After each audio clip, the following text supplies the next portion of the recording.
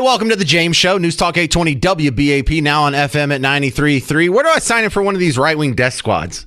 You know, I've heard so much about them, but I don't know one. I don't know anyone in one. I haven't heard of anyone who's leading one, who's in charge of one. What's their website? Do they even have a Facebook group? What's their Twitter handle? Who are some of these people? Was one of them interviewed on CNN or MSNBC or evil old Fox News? I mean, what's going on here? Because it sounds like they're ubiquitous and I'm just not aware. I'm supposed to be aware. I'm on the radio. I have a talk show. I'm supposed to talk about these news topics. I'm supposed to be keeping up for you. I apologize. This has flown under the radar for me. I'm supposed to be your home for right-wing death squads. And this is a particularly ironic narrative, considering when we do have mobs of angry people committing acts of property destruction or violence for political purposes, every single one of them has been of the lefty persuasion. Every time a building's set on fire or a dumpster set on fire, it's never been a right-winger. Hell, they won't even burn a flag on the right wing. And the rare, because look, to be fair, it's not like the left has a problem with political violence. Political violence is amazingly rare in America compared to most countries in all of human history. We're doing a really good job, left and right. I'm not beating up on you too bad, lefties, but for the few instances of political violence we have, it's almost wholly lefty. You know, like Rand Paul was beat by his neighbor. He tackled him and then did the ground and pound where he was on top of him, just beating the crap out of him, breaking his ribs, punching him in the face. And it was because he's a Democrat and he's a Republican, and it was politically motivated. Hey, have you ever seen a Democrat politician beat up like that in your lifetime? Do you remember it? I don't. Maybe I'm wrong. You can correct me. We did have the kid, I think it was in North Dakota. He was run over by a Democrat because the kid was perceived to be a Republican. I mean, he was a Republican, but the guy even admitted it. Yeah, I ran him over. He made me mad. The Bernie Sanders campaign staffer that went and shot up the Republican baseball practice over political hatred almost killed Steve Scalise. There is a little bit of political violence in America, but I mean, it's overwhelming. And when you throw in the idea that it's a squad, not some single solitary psycho actor, because, you know, it's kind of hard to pin those on either side if it's just one guy acting alone. But when you do have mobs, then you can say, well, there's a larger ideological thread that all these people share. It's not just one guy being psycho. And so who are the mobs? Who has the mobs? Black Lives Matter, lefty. Antifa, lefty. Occupy Wall Street, lefty. These environmental nerds who throw soup at the Mona Lisa or block highways or glue their hand to something. It's lefty, lefty, lefty, lefty. You know, whenever you have a mob of people running around forcing diners on patios to make their special salute, that was Black Lives Matter. This is not a right-wing thing. But that doesn't stop them from speculating on the right-wing death squads. Now, if you go look up right-wing death squad, you'll notice that this didn't actually come out of complete nowhere. There's a kernel of truth, and they've made a mountain out of a molehill. And they've made a mountain out of like a grain of sand. Because the right-wing death squad, the only real political precedent, or historic precedent, I should say, is referencing the squads that Pinochet had, the dictator in Chile for a while. And some people celebrate that because he had a fun hobby, and I mean this tongue-in-cheek. As much as I don't like communists, this is still wrong. He would take communists up and put a noose around their neck in a helicopter and then chunk them off and hang them from a helicopter like you saw in Scarface. And look, he did that to like 2,000 people, if I'm not mistaken. Like 2,000 people were murdered for political reasons. And so that's one of the exceptions that proves the rules. It was a guy that's more right-wing than left. He's still not a blazing free market capitalist like your host here. But granted, he's not like a lefty. He's not a socialist or a communist. So there's the one example of political violence in history that's not easily attributed to the left. And so you've seen that patch show up most famously around here, actually, the guy who shot up the Allen Outlet Mall. That was one of the patches he had, and I don't think he had it on at the time, but in some of the pictures online, he had a RWDS, Right Wing Death Squad. Of course, he also had like swastika tattoos and SS, which is antithetical to Right Wing Death Squad. Pinochet hated fascists. He hated the socialists. So look, he was a psycho, but it didn't come out of nowhere.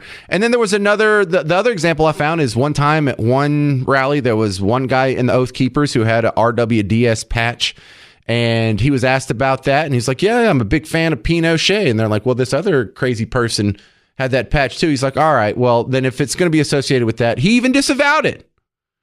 So that's the only examples I can see. I definitely haven't seen any right-wing death squads in the news or circling the neighborhood or accosting any of my American neighbors here. But let me give you an example of where this popped up.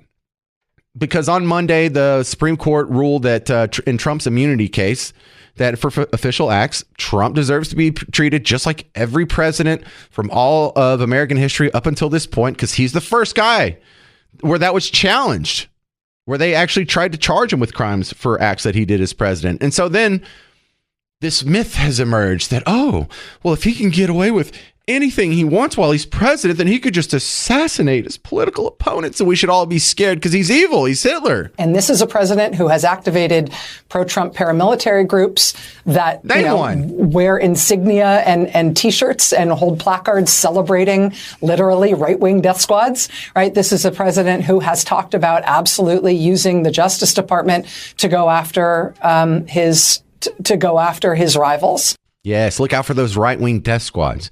Now, in America, that's not a thing. There hasn't been a right-wing death. Even when you go through American history, the closest thing I can find to a right-wing death squad would be John Brown, raided at Harper's Ferry. Kind of a right-wing death squad. He was fighting to end slavery, and some people who were pro-slavery were on the bad end of some violence. That's the closest example we have. Because I can show a lot of, even throughout history, what do you think the KKK was? It was a left-wing death squad. But Maddow says that, and other people say that in the news, and you kind of roll your eyes thinking, oh my goodness, who's going to believe that? That is so silly. This is a level of fear-mongering that no one can take serious. All right, well, then go look online. And do you see what I see? A lot of our lefty friends, they're worried. They're having a hard time. They're anxious. They're concerned. They're scared. And so Maddow started saying that on Monday. And then yesterday, it started to be repeated across the liberal ecosphere. Here's just a viral video. Done. I'm done. I'm seriously done. The Supreme Court has pissed me off so much right now. Like, so much. Joe, you're a reasonable man. You don't want to do this, but here's the reality. This is a war. This is a war now, and we are fighting for our country. And these are going to take it away. They're going to take it away. You, Clarence Uncle Thomas. It's not very nice. You, Joe, you now have the right to take that Trump out. Take him out, Joe. If he was Hitler and this was 1940, you'd take him out. Well, he is Hitler and this is 1940. Take him the out. Blow him up. Blow him up or they'll blow us up. Facts. It's not a fact. We're not going to blow you up. No, we have no plans of blowing you up. We have no plans of squatting up and running around and just randomly shooting at lefties. That's not a thing. We've never done it before. It's not going to happen. He was already president for 4 years and it didn't happen. Is that really what you think is motivating us? You think that's why we want our freedom, so we can just start mowing down our neighbors because we secretly hate them so much? No, actually, I just want y'all to leave me the heck alone. Stop giving me a paper straw. But she's not the only one. I'm not like cherry picking. There's a lot of these. Here's another one.